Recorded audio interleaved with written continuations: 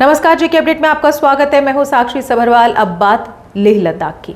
लेह लद्दाख जिसे हमेशा शांति और प्राकृतिक सौंदर्य के लिए जाना जाता रहा है, बुधवार को हिंसा की भीड़ चढ़ गया। इस हिंसा में 4 लोगों की मौत और 80 से अधिक लोग घायल, करीब 30 सुरक्षाकर्मी भी घायल हुए। प्रदर्शनकारियों ने भाजपा कार्यालय और एक सीआरपीएफ वैन को आग लगा दी। लेह में कल से कर्फ्यू लागू किया गया है।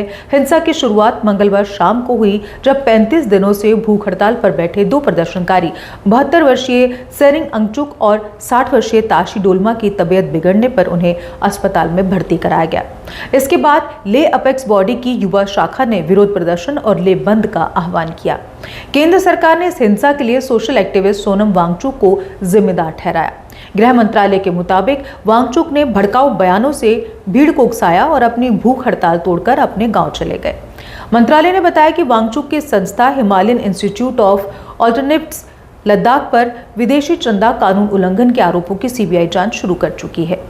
जानकारों की माने तो हिंसा के पीछे के मूल कारण राजनीतिक हाशियाकरण और प्रतिनिधित्व की कमी हो सकती है, क्योंकि अगस्त 2019 में धारा 370 के निरस्त होने के बाद लद्दाख को बिना विधानसभा के केंद्र शासित प्रदेश यानी यूटी बनाया गया। इससे स्थानीय लोगों को मिलने वाली जमीन और नौकरियों में विशेष सुरक्षा समाप्त हो गई। लद्दाख की लगभग 97% आबादी आदिवासी है, जिसमें लेह के बौद्ध और कारगिल के मुस्लिम शामिल हैं।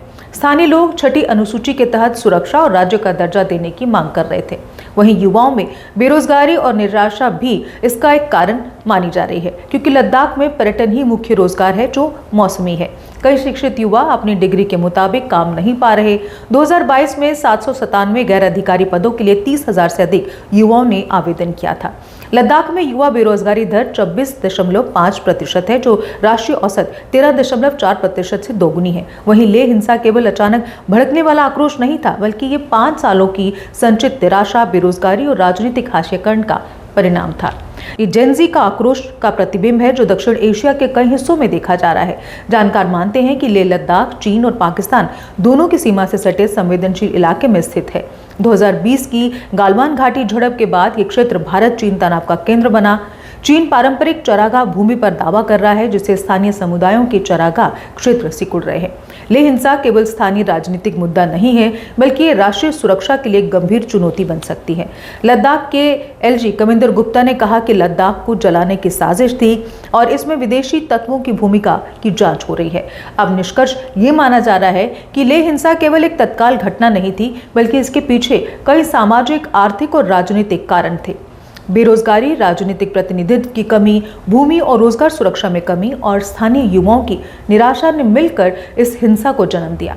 भविष्य में ऐसी घटनाओं से बचने के लिए युवाओं की वैध चिंताओं को समझना और उन्हें राजनीतिक, सामाजिक और आर्थिक अवसर प्रदान करना बेहद जरूरी है। फिलहाल आज इस कार्यक्रम में बस इतना ही। दीजिए इजाजत। आप देखते रहिए जेके अपडेट। जम्मू कश्मीर की खबरों के लिए जुड़े रहिए जेके अपडेट के साथ।